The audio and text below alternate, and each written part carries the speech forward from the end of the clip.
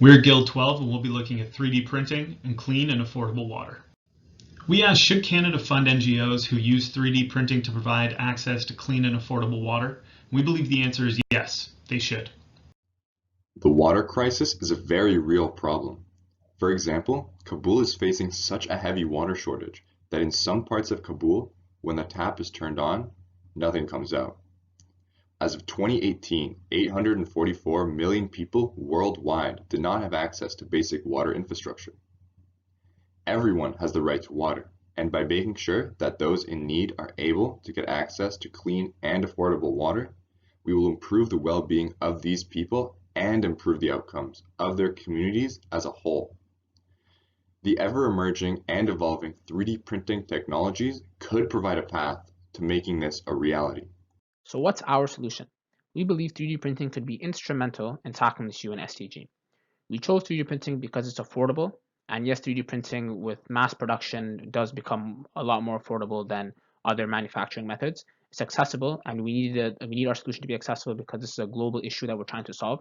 It's durable. We need the solution to be durable because we need long-lasting solutions and not things that are prone to breaking or prone to being faulty. And obviously, since we're dealing with people's water supplies, we need the solution to be non-toxic. We've narrowed 3D printing down to two very specific things that we want to create, and those are high-quality filtered water bottles and in-home filters attached to taps. This isn't some fairy tale. These are products that already exist on the market. Our solution would help solve the issue of clean water in cities that lack necessary sanitation infrastructure, and that would be done through the in-home filters. And it would also help solve the issue of clean water in more remote areas where it's not necessarily the infrastructure, but rather that the source of water has been polluted or is dirty for some reason.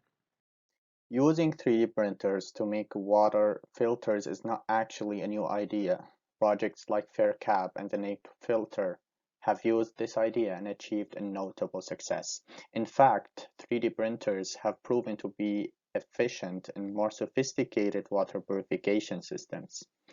A 3D printed filter attached to the nozzle of a water bottle will make it possible for clean, drinkable water to be obtained from a lake, river, or any water resource. This kind of product will allow NGOs to provide a temporary solution for those in need, while longer-term infrastructure projects can be funded and built. The Canadian government is currently working with NGOs to address these problems, and this type of solution would fit the needs of people like those in Kabul as well. Alright, so how does this work? How does our product work? After looking at different products made by other people, I came up with this simple design, and yes, it was based off of other information. So instead of ours being tightly woven material, which doesn't allow for any bacteria to go, I decided to work on sand, a disc, and charcoal because they're very inexpensive and they could be reusable, as the person who buys this can put their own material in it. So the charcoal is there to filter, the sand is there to filter, the disc is there to filter.